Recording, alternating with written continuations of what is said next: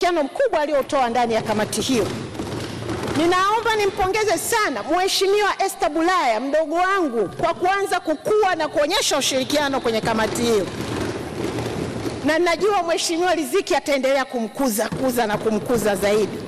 Ninaomba nimpongeze Mheshimiwa DC Mnyeti kwa ushirikiano mkubwa alioonyesha kwenye kamati hiyo. Lakini tunarudi kwa Mheshimiwa Halima Mdee, pamoja na kutokuonyesha ushirikiano kwenye kamati, Mheshimiwa Spika, Halima Mdee pia alionyesha ukomavu na kuja kuzungumza ndani ya bunge lako tukufu. Sasa Mheshimiwa Spika, kwa mujibu wa kanuni ya 57, hoja iliyoletwa ndani ya bunge hili hatuwezi kuiamulia bila kuleta hoja nyingine. Na ili hoja hii iliyoletwa na kamati iweze kubadilika na kuendana na mtazamo wa wabunge, ni lazima kanuni ya 57 ichukue nafasi yake. Na kanuni ya 57, Mheshimiwa Spika, nikikusomea hapa kidogo labda kwa manufaa ya waheshimiwa wabunge, inasema hoja ikishatolewa ili iamuliwe inaweza kubadilishwa kwa kuzingatia haya yafuatayo: kuondoa maneno fulani kwa ajili ya kuingiza maneno mengine, kuondoa maneno fulani bila kuongeza maneno mengine, au kuingiza na kuongeza maneno mapya. Sasa waheshimiwa wabunge hapa wamezungumza sana. Wameridhishwa na spiriti ya bunge lako tukufu, jinsi tunavyokwenda tukiamua kusahau yaliyopita lakini kuangalia yale yajayo. Lakini ninaomba tu niseme jambo moja, Mheshimiwa Spika, kwa spiriti hiyo ya kuangalia yale yajayo, ni lazima tuendelee kukumbushana waheshimiwa wabunge kwamba kanuni hizi ziendelee kutuongoza kuyasahau yaliyopita lakini kuyaangalia yajayo. Kwa hiyo sasa kuanzia leo ni lazima wabunge waheshimu nini? Waheshimu kanuni za bunge letu tukufu. Sasa ili sasa twende sawa sawa, Mheshimiwa Spika, mimi naomba waheshimiwa wabunge wenzangu waridhie sasa niweze kutoa hoja kwa mujibu wa kanuni ya 57 ili tufanye mabadiliko ya hoja na hasa adhabu zilizotolewa katika kamati, huku tukiwa tumewapongeza na kuwaheshimu sana kamati kwa maamuzi walioyachukua na hatua walioifikia mpaka sasa. Lakini vile vile, Mheshimiwa Spika, tukiendelea kukumbushana waheshimiwa wabunge wote kwamba msamaha huu wa leo sio tiketi ya kufanya wabunge waendelee kukosea halafu wasamehewe tena ndani ya bunge lako tukufu. Watambue Spika una heshima yako hapo mbele, na anayemdharau Spika ametudharau wabunge wote. Watambue tunapaswa kwa mujibu wa kanuni kuheshimiana sisi wote, tena pande zote mbili. Hivyo naomba Mheshimiwa Spika nisome maneno yafuatayo ili kubadilisha hoja ya kamati na bunge liweze sasa kuhitimisha hoja hii kwa mujibu wa kanuni, baada ya kuchangia na kutoa mawazo ya kimsingi kabisa leo mbele ya bunge lako tukufu. Mheshimiwa Spika, naomba sasa nitoe hoja kwamba maneno yaliyomo katika azimio linalomhusu Mheshimiwa Halima James Mdee mbunge yabadilishwe kutoka ilivyo sasa kwa kuongeza maneno yafuatayo ambayo nitayasoma huko mbele. Mheshimiwa Spika, kwa kuwa tarehe 25 Aprili mwaka 2017 Mheshimiwa Halima Mdee aliomba radhi ndani ya bunge hili tukufu. Na Mheshimiwa Spika, Halima aliomba radhi ndani ya bunge hili tukufu, na kwa kweli kamati ile ilifanya kazi kwa niaba ya bunge hili tukufu. Lakini kwa kuwa Mheshimiwa Halima Mdee, hilo ni lazima niliseme, Mheshimiwa Spika, alikwisha fanya kosa kama hili la kudharau mamlaka ya Spika na kusimamishwa kutohudhuria vikao vyote vilivyobaki vya bunge la bajeti mwaka 2016. Alishafanya kosa kama hili. Kwa hiyo ni lazima tuendelee kukumbuka, huku tukiendelea kuzingatia msamaha aliotuomba. Mheshimiwa Spika, aidha sasa ninaomba kufanya marekebisho kwa mujibu wa kanuni ya 57(1) na kuondoa maneno ambayo yanasomekwa katika azimio hilo, na nitaomba kupendekeza hoja ya mabadiliko ili kuweka maneno mengine kwa mujibu wa kanuni hiyo. Sasa Mheshimiwa Spika, hivyo basi bunge kwa mujibu wa taarifa ya kamati liliombwa liazimie kwamba Halima James Mdee mbunge asihudhurie vikao vyote vilivyobaki vya mkutano wa 7 wa bunge la bajeti, yani mkutano huu, kuanzia tarehe ya azimio hili la bunge, kutokana na tabia yake ya mara kwa mara ya kufanya vitendo vya kudharau mamlaka ya spika kwa kutoa lugha za matusi na lugha ya kuudhi. Sasa Mheshimiwa Spika, naomba nibadilishe azimio hilo kama lifuatavyo kwa kuweka maneno yafuatayo. Hivyo basi, Mheshimiwa Spika, ninaomba bunge liazimie yafuatayo: Mheshimiwa Halima Mdee asamehewe kosa alilolifanya, ila tu iwapo atatenda kosa jingine la kudharau mamlaka ya spika au kufanya kosa jingine lolote la uvunjifu wa kanuni za kudumu za bunge na kifungu cha 26D cha sheria ya kinga, madaraka na haki za bunge sura ya 296,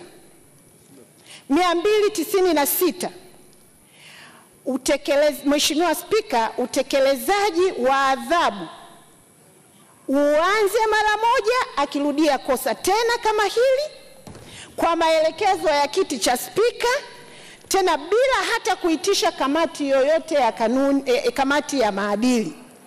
Na hivyo tutakuwa tumefanya nafasi nzuri ya kumsamehe Mheshimiwa Halima Mdee, lakini kuweka utaratibu wa kuheshimu kanuni ndani ya bunge. Mheshimiwa Spika, lengo langu ni kuzingatia uungwana mkubwa alioonyesha Halima Mdee. Ameonyesha uungwana mkubwa wa kuomba radhi ndani ya bunge, lakini tuendelee kutambua mtiririko wa shughuli nzima ya kamati ya kanuni mpaka tunapofika hapa bungeni. Na lengo langu ni kuiomba kamati ya kanuni isamehe yale maneno aliyoyatumia Mheshimiwa Halima Mdee ndani ya kamati ya kanuni, lakini izingatie maneno aliyoyatumia Halima Mdee wakati akiliomba bunge lako tukufu radhi kwa niaba yako wewe na kamati ya kanuni.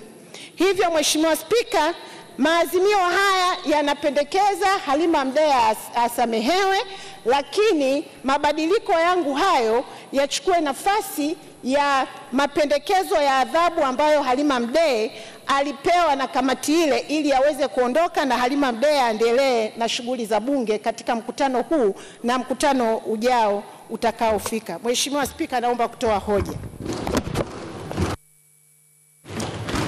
Hoja imetolewa na imeungwa mkono. Sasa kiutaratibu tutaanza kwanza kuiamulia hii hoja ya rekebisho kama ilivyosomwa na Waziri wa Nchi, Ofisi ya Waziri Mkuu. Nafikiri wote tumeielewa. Wanaoafikiana na Mheshimiwa Waziri wa Nchi kubadilisha ile hoja kuja kama alivyoisoma waseme ndio? Ndio. Wasiokubaliana waseme sio? Kwa hiyo mnataka adhabu ile ibakie kama ilivyopendekezwa na kamati,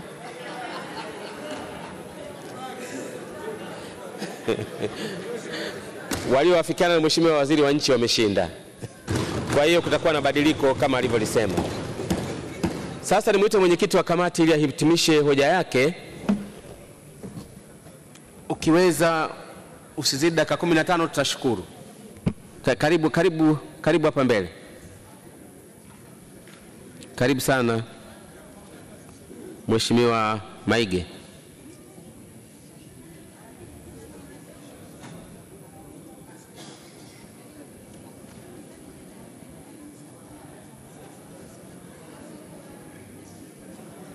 Karibu sana mwenyekiti.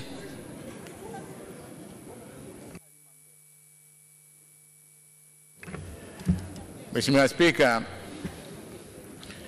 naomba sasa nihitimishe hoja yangu yanayohusu mashauri haya matatu kama ifuatavyo. Kwanza, naomba nieleze kazi kubwa ya kamati kama ambavyo inaletwa kwetu na Mheshimiwa Spika kwa kanuni zetu tulizoziwekea, lakini pia nikiri kwamba kamati yangu inafanya kazi kubwa sana ya kuchunguza matukio na masuala yote yanayoletwa kwetu, hatukurupuki, Mheshimiwa Spika, katika masuala haya matatu tulipata mtihani mkubwa sana. Tulipata mashahidi wa aina mbili, mashahidi kutoka nje ya bunge ambao sio wabunge na mashahidi ambao ni wabunge.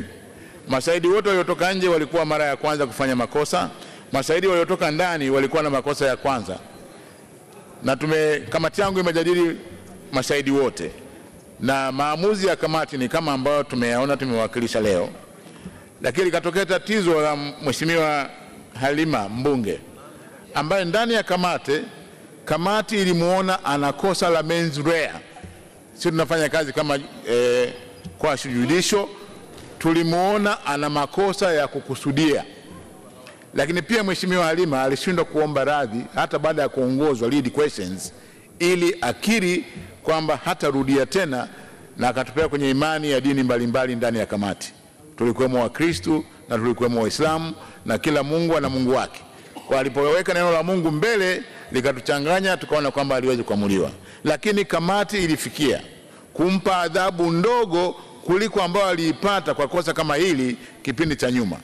Mheshimiwa Halima alishasimamishwa mabunge mawili, lakini tukampa bunge moja hili na sio siku zote.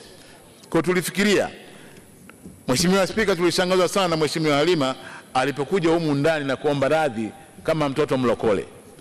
Kule ndani ilikuwa tofauti, lakini amekuja kuomba radhi hapa baada ya hukumu kutolewa na hukumu ikajulikana.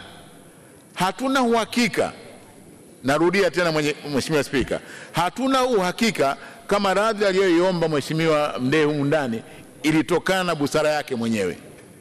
Lakini pia Mheshimiwa Spika, kamati yangu haikiweza kukaa tena huko nyuma, kwa sababu tumeshakaa, tumeamua hukumu, bado kusoma tu, na sisi hatukai mpaka kwa amri yako Mheshimiwa Spika ndipo tukae.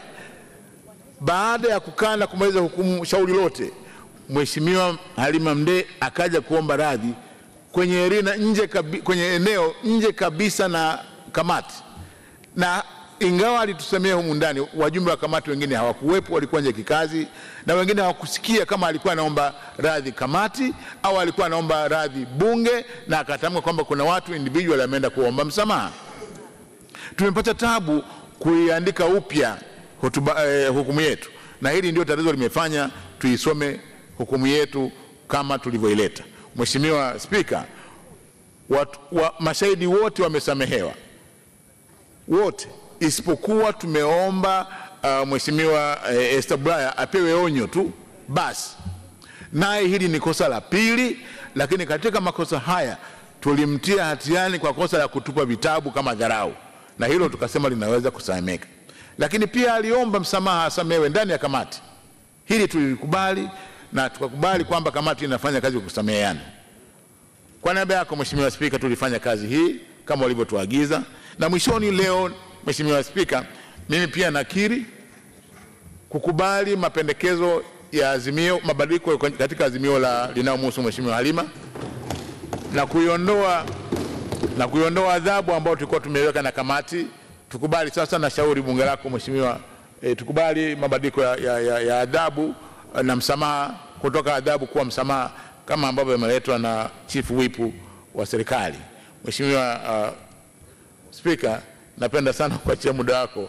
Sisi kamati ya haki, maadili na madaraka ya bunge tunaunga mkono azimio, mabadiliko ya azimio, na naomba kutoa hoja. Hoja imeungwa mkono. Sasa naomba niwahoji kwa ujumla wake kuhusiana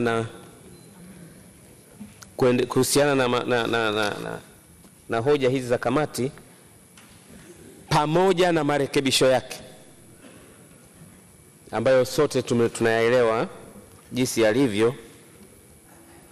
Mnaoafiki mseme ndio, msioafikiana mseme sio.